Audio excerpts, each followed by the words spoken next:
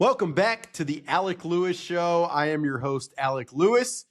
This is episode 45. Appreciate you guys being here. If it is your first time and you are on YouTube, please hit that subscribe button right there. If you're listening on Apple, Spotify, iHeart, wherever you get your podcasts, we're available everywhere. And you can follow us and rate and review and do all that stuff, and we really appreciate that. It is week 17. It is a massive one. Happy holidays to you guys, and Merry Christmas to those out there who had a phenomenal time with family. At least that is the hope. Week 17 means a Packers matchup at home at US Bank Stadium in what will be a raucous environment. It is going to be very fun in there. I cannot wait until that moment happens, until I am sitting up there in the press box, getting ready and being very anxious for this game. It's going to be a blast. Have a guest for you guys today. His name is Matt Schneidman. He covers the Packers for The Athletic, my colleague over at the website. If you have not, check out everything I've written over at The Athletic. I cover the Vikings every day. That's why I'm here in the building. I got practice in a bit, have people to talk to, players to see, and always enjoy being here and enjoy the writing. So please go check that out. This show, as always, is presented by First Resource Bank. They have branches all over the area. They have phenomenal online banking. It is a member FDIC bank that I highly recommend if you need anything from a banking perspective. The men over there that you got to know, Tim Siegley, Aaron Siegley, Charlie Anderson, they are huge Vikings fans. They attend games. They love it. They can talk about it. Christy at the front desk of the branch over at the main headquarters over near the stadium over on Washington near Trader Joe's. Christy's a big fan.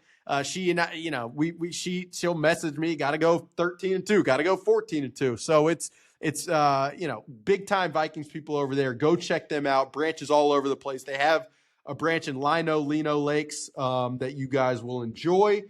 If you did not, if you missed it, I hosted the Paul Allen Show 9 to noon on KFAN on Thursday. That will be podcasted over at iHeart on KFAN. You can go find that. Some fun conversations with Ben Lieber and John Kuhn, longtime Packers player. Really excited for this game. I think you guys will enjoy this conversation with Matt. I will not waste any more of your time. Here is Matt Schneidman on this Vikings-Packers game. All right, Matt, welcome to the show. Nice beanie. Yeah, I just got to rep the company. I'm a company man. That's what it is. That's actually how I've always thought about you. Just the most company guy. Right. Really. That's how everyone thinks of me. Yeah. No. Where is snow on the ground in Green Bay? What's going on in Green Bay? I know. You've lived there now for a while. Yeah, the snow snowed last week pretty heavily, but now it's just a little bit of ice. No new snow since. It's not bad. It's 35 degrees out today, which seems warm this time of year. Mm-hmm. So, but looking forward to getting up to my favorite stadium, US Bank, this weekend. Yeah, I know you've liked it. You like it. We've talked about it before. Let's hop right into it. I'm not going to waste a ton of your time. I know you got food to eat and players to talk to. Jaire Alexander. I've seen the injury reports. It says full. And then yet he has not been on the field. I think I saw something. He hasn't played. He's played 10 snaps since October. I've been waiting for the Justin Jefferson Jaire since slip and slide night 2022. What is going on with him right now? Yeah, they kind of went through a similar thing last year. I think that was a shoulder injury, I believe. This was a torn PCL, is what he told me. He tore his PCL in Week 8 on the last defensive play of the game against the Jaguars. Packers won that game on a walk-off field goal. And then he misses their Week 9 game against the Lions. It's a torn PCL. It's not like something small. Sure. And then he stays in Green Bay to try and rehab it during the bye week, Week 10. Tries to play Week 11 against the Bears, coming back off of, 2 weeks off from a torn PCL. Plays 10 snaps, re-aggravates it, and hasn't played since. And he hasn't been put on IR, and he's missed 5 games since then. So he's been practicing for the last couple weeks. Last week, I think every practice was full participation. He was out there again today. And Matt LaFleur has just kind of said, he's not ready yet. And I thought he was going to play last Sunday or Monday against the Saints, I should say. Matt LaFleur has insisted that there's nothing wrong off the field. I asked him that on the podcast I did with him last week. I asked him if it was anything off the field. He basically said no. It's just he's not ready yet. It's not a minor injury, like I said, but you do wonder, he's practicing. Looks like he's going full speed. They haven't put him on IR, but I guess he's just not ready. It does seem like maybe there's something else going on there, but all we have now on the record publicly is that his knee's just not ready. They could get by against the Saints. Maybe they're just resting him up for this Vikings game. I mean, he hasn't played against Justin Jefferson their last two matchups, I don't think. What was their first game in 23? First game in 23 was week 8 when Kirk Cousins tore his Achilles. That's right. So if you were to ask me, is he playing on Sunday? I don't know. I've retired from trying to guess whether he's going to play every week. Well, I got to tell you this, and I don't know. If I was in this position that you are, and I'm watching stuff and talking to people, obviously there are times behind the scenes, there's stuff you can't say. That's the reality. But I would think it was weird. So from afar, I felt like I feel like it's weird. And so I don't know if part of the reason I asked it first is because I just don't know if I've overdone that just from a projecting standpoint. No, I think it is a little weird just because it's 2 years in a row now where he's had an injury. He hasn't been put on IR. I think he missed 6 games last year, late last season. He's on 5 right now. So they clearly project at the onset of these injuries that he's going to be back in sooner than 4 games. Right. Or at least have a chance to be back in sooner than 4 games. He's still really good when he's on the field. He missed those 6 games last year, then he comes back and has a ridiculous interception against the Cowboys in the playoffs to set up a touchdown. So he's still really good when he is playing. He's still only 27 years old, but people around here are really getting frustrated with him. And not inside the building. I'm talking about the fan base. Maybe inside the building too. I don't know. Yeah. Just to segue a little bit off that, without him, this defense has been interesting to me for a while. Obviously, bring in Jeff Hafley, who you and I both know, he and Kevin O'Connell are pretty close.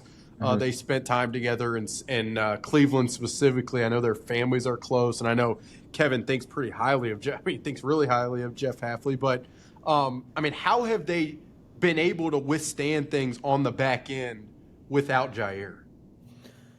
Well, they haven't played the best teams, and something that's helped them is playing guys like the 49ers without Brock Purdy and the Dolphins in the cold, and they got shredded by the Lions in week 14, but then they destroy the Saints.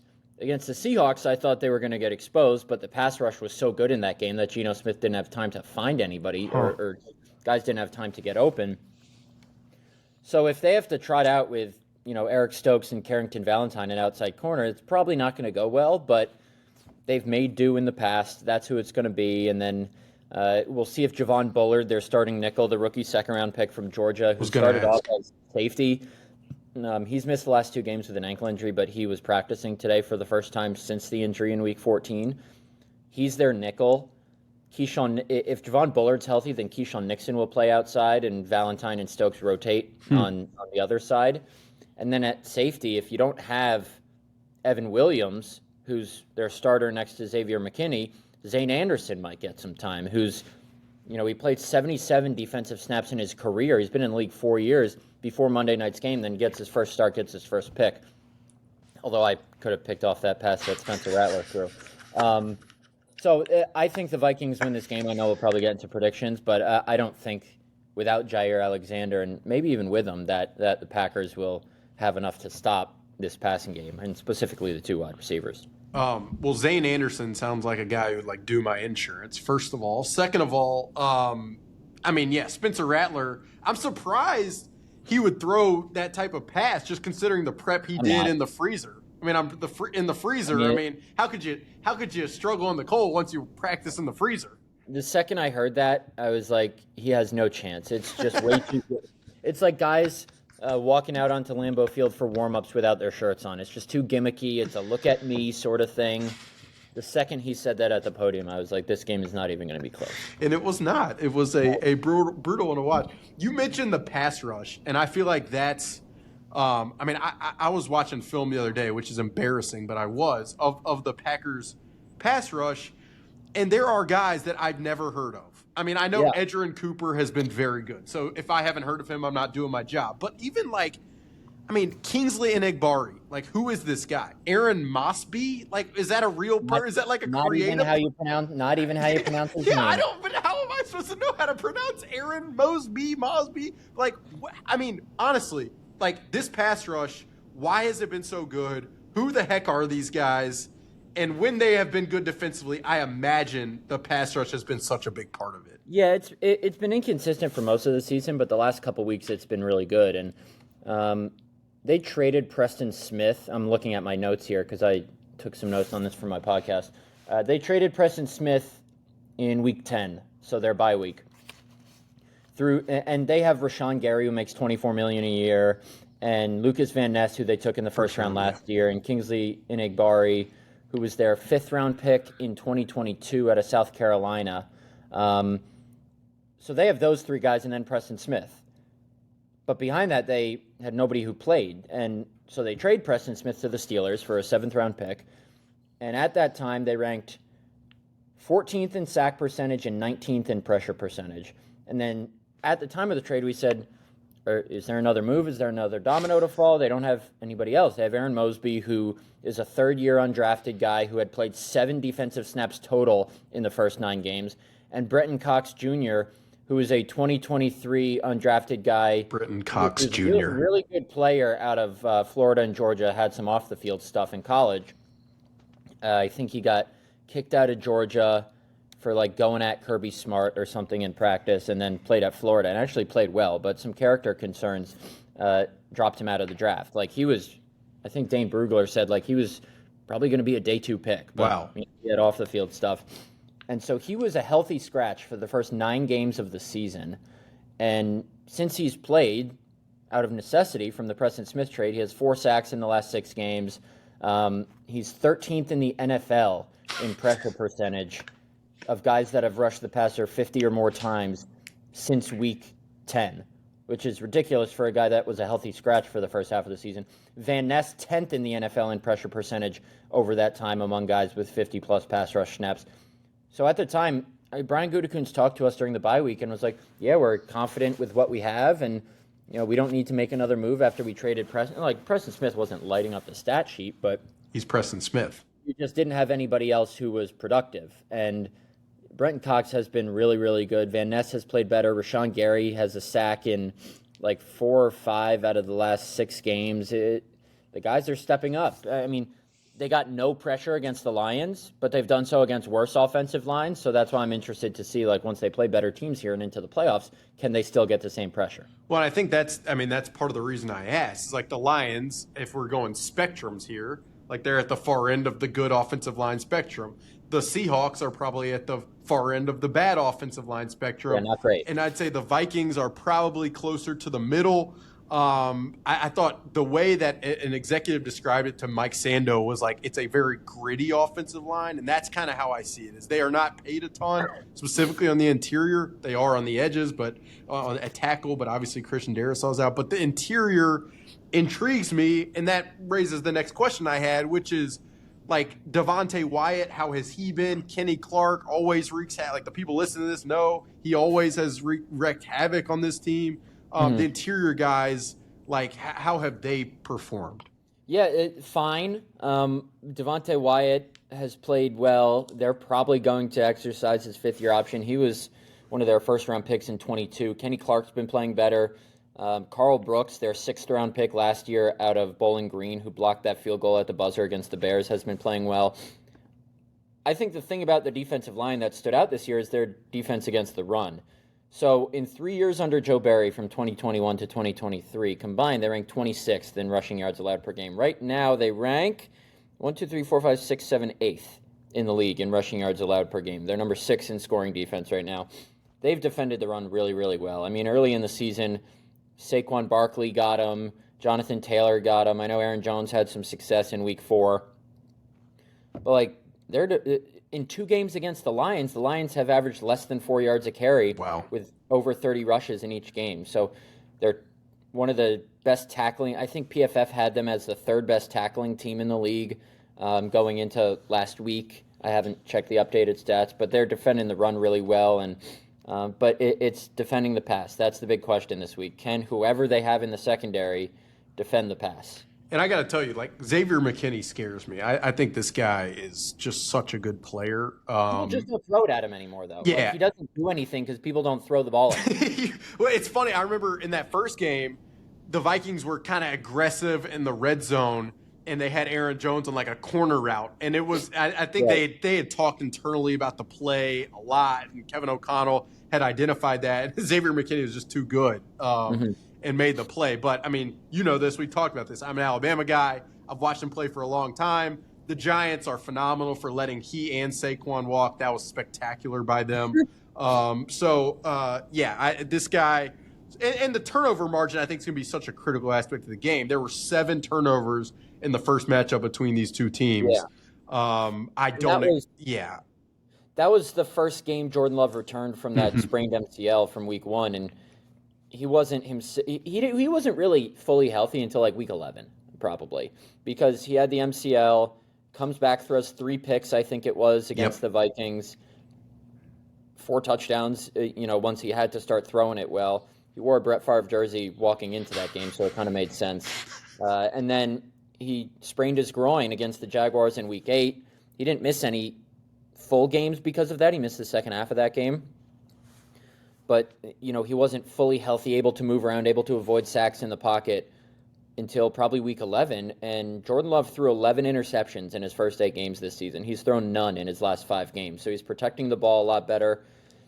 I mean, this is the first run-first team Matt LaFleur has had since becoming head coach here in 2019. They're 8th in the league in rushing yards per game. 4th in the league in rushing yards per game, 12th in passing. So they can pass, but they just like to run more. I mean, they start every game just running Josh Jacobs the first 9 plays of the game, and it works. They're 4th in the NFL in fewest percentage of rushes that go for 0 or negative yards. It's like Josh Jacobs just gets a couple yards on every play and then breaks 1 for 12 and then turns a 1-yard loss into a 3-yard gain by breaking tackles.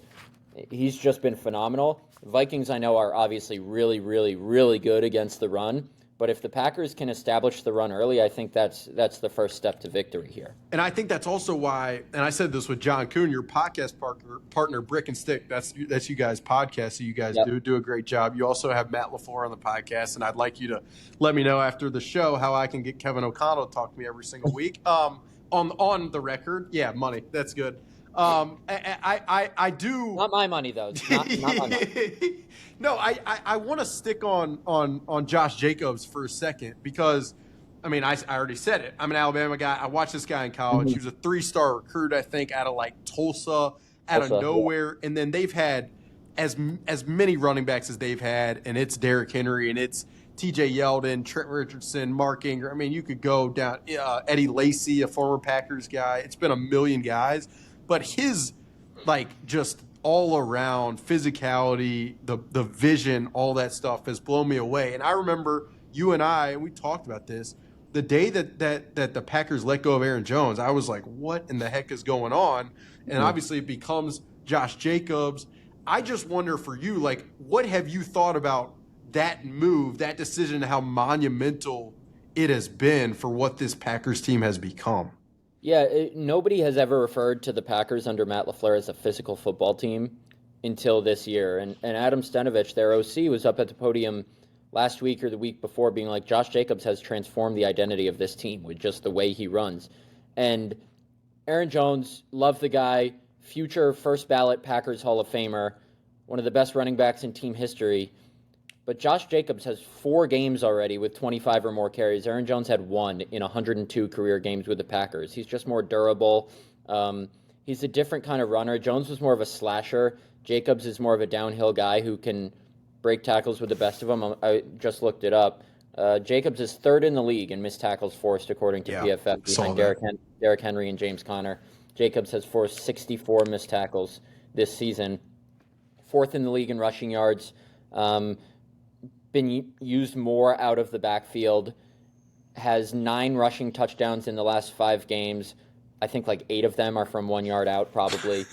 But like I said, one of the most effective things he does is turns these -1 or 0 yard rushes into 3-4 yard gains to keep them ahead of the sticks. Yeah. And that's super important. He's just been an incredible player for this team. And they're going to go as far as Josh Jacobs can go this year, I think. I know Vikings people have loved having Aaron Jones around, but I know the people listen to this, when they hear you talk about not having 0 negatives, they talk about 1 yard touchdown runs, banging it in, physicality. And again, it's not to say that this team and this offense has not been physical, but like, I know there are people listening to this and they're like, man, I wish we could get a guy like that. It would be, like, I just know that's the reality. You mentioned Adam Stenavich. This guy, offensive coordinator, to me, like, I've talked to people around the league, scouts, executives, his name comes up as like a potential, I don't know, head coaching candidate, play calling candidate. I don't know how well you know him, but for me, some part of this game that I find so fascinating is I think the coaching on both sides is just so good. This defensive staff with Brian Flores is obviously as good as it gets. But this Adam Stenavich guy, who people listening to this won't know, like, what stands out to you about him? Yeah, well, he's in charge of the Packers' run game, basically. And because the Packers are a run-first team and they run so much, they've had to get really creative with their run game. And I think we first became aware of just how capable the staff was in doing different sorts of things out of the backfield was week 2, the first game Malik Willis started, when the Packers ran, I think, 52 times that game. And it's, lining up Jaden Reed and Jacobs on either side of Malik Willis and then doing a spin and a fake handoff. It's like there are so many different sorts of runs that they do. And when you're going to run as much as the Packers do, you have to have some variety in that to keep people on their toes. So Stenavich has done a really good job kind of formulating the run plan each week. But I would keep an eye on Jason Vrabel, who has been the Packers wide receivers coach the past couple years. He's now their passing game coordinator, still works primarily in the receiver room, but has a bigger title. I think he is a future play caller, a future offensive coordinator in this league. Just what he's been able to do with this young receiver core these last couple of years is really impressive. While we're on the subject, Tom Clements, it's the quarterback's coach. He's not going anywhere. He's staying here for. I know. But this guy, like, I stumbled across this guy because I'm a nerd with this stuff. But he worked with Brett Favre, worked with Aaron Rodgers, worked with Kyler Murray, he's worked with Jordan Love. I don't know how well you've got to know him. I've watched a couple interviews. He seems pretty dry, but this guy seems like. It's pretty special to have worked with all these guys and have them have been as successful as they've been, playing a position that seems to be important. You'd probably agree. Yeah, he's the unsung kind of guy in this building. He was their offensive coordinator or quarterbacks coach from 2006 to 2016, I believe. And then he was Kyler Murray's quarterback coach his rookie year in Arizona, retired. LaFleur convinced him to come back because of Rodgers. But then he was like, oh, Jordan Love's good too, so I'm just going to stay. So he's incredible. Big fundamentals guy. His 3 cardinal sins, and Rodgers would always talk about this, are no predetermined reads, no blind throws, and no throwing across the middle late. I might be wrong, but there are 3 cardinal sins, and I think on the last play of the season last year, when Jordan Love threw an interception against the 49ers in the divisional round down 3 near midfield, he violated every single one of those rules. No, Tom Clements is super important. And former Viking Sean Mannion is an assistant quarterbacks coach for the Packers now. That's interesting. I haven't really thought much about that. But, yeah, I know Sean was like Kirk's guy and in here forever. He looked like he was 63, but he's actually like 38 or something. Maybe he's 31. I don't really know. But I was always 31. Let me see. I was like, this guy looks like he's been around. Yeah. He looks like a guy who would go to the same gym for like 40 years and just plod away at the elliptical every day. But he's like 30. 32. Okay, there you go. Anyway, all right, a couple more and then we'll get you out of here. The Packers' offensive line, it feels like they're always good, but I was watching and I'm like, the tackles seem pretty solid, especially in pass pro, interior offensive line. Not like so sure about, but they do run block well. Like how was that unit against what will obviously be a test with Brian Flores pressure and how much he sends it and where he sends it? Like, I just want to get a feel for that. Yeah, they've been really good this year, and Packers are always going to find good offensive linemen. They don't have a single first-rounder on that line. Their left tackle was a seventh-rounder in 2022 from Penn State, who was the left tackle for Sean Clifford, who's the Packers practice squad QB. Their left guard is Elton Jenkins, who's made a couple Pro Bowls. Their center's Josh Myers, who was a second-round pick in 21, drafted the pick right before Creed Humphrey, who's been an all-pro center, so Packer fans don't love looking back on that. Their right guard, Sean Ryan, third-round pick in 22. He was suspended the last 6 games of his rookie year for performance-enhancing substances. He was in kind of a rotation with Jordan Morgan, who they took in the first round this year out of Arizona. But Morgan has been injured. He's out for the season, so Ryan's kind of taken over that role. Then right tackle, Zach Tom, a potential Pro Bowler. He was a fourth-round pick a couple years ago. So must be nice. Yeah, their run blocking has been good. I think Jacobs makes them look a lot better. Their pass blocking has been better. But I think, the Packers are second in the league, I think, in sack percentage allowed. So Jordan Love's taken like 13 sacks, or they've allowed 13 sacks all season or something, which is incredible. But Jordan Love's also really good at knowing when to get rid of the ball. He's really good at escaping pressure in the pocket, knowing when to throw it away, even finding completions when there is pressure in his face. There's a play from the Lions game a couple weeks ago where Jack Campbell's on a free blitz. Josh Jacobs misses the pass pro. And Jordan Love kind of just ducks under him, sidesteps, and throws a dime to Christian Watson for 29 yards down the left sideline. It's a combination of the pass pro and Jordan Love, but, I looked this up before. Obviously, Brian Flores first in blitz rate in the NFL. Jordan Love against the blitz, 32nd in EPA per dropback, 33rd in EPA per attempt, 60.6 completion percentage, 19th in the league, 90 pass rating, which is 23rd. That's the whole season. He's better at it now because he's healthy. Like when you don't have a knee, when you don't have a groin, you can't sidestep pressure in the pocket, you can't escape pressure. You're just kind of a sitting duck back there. So he's been better in recent weeks, and I think they'll be better equipped to handle it this time around. The key things for me, it's Josh Jacobs in pass protection. Like that's kind of like a nitty gritty type thing, but they're going to make him have to pass protect. How does he hold up? Same goes for the tight ends, Tucker Kraft, those guys, how they hold up on the edge. That's going to be interesting to me. Ivan Pace, he's like the kamikaze linebacker from the second level who has missed the last 4 games. With the hamstring, he was full on the list today. I'm going to head out to practice. We'll see if he is out there, but I expect him to be available. And this defense, when they have him and Blake Cashman, they're very different. And then, like you mentioned it, but what's so interesting is that these two offenses and quarterbacks have kind of mirrored each other in the fact that both, like Sam Darnold has not turned he's last 6 games, 15 touchdowns, 1 turnover. That 1 turnover came on a 4th down, just throw it up against Chicago. And then you mentioned Jordan Love not turning the ball over. So, like, it just feels like each of these teams is kind of finding certain things at the right time, especially if Jaire plays, then it's like health and it's scheme and it's all this stuff together. But, it's hard for me to think of, like, just a more intriguing matchup, and I would imagine you would agree with that. Yeah, for sure. I mean, the Packers have scored 30-plus in their last 5 games, which is the longest active streak in the league. It's their longest streak as a franchise since 1963. Wow. And they're not even, like, playing at their full potential.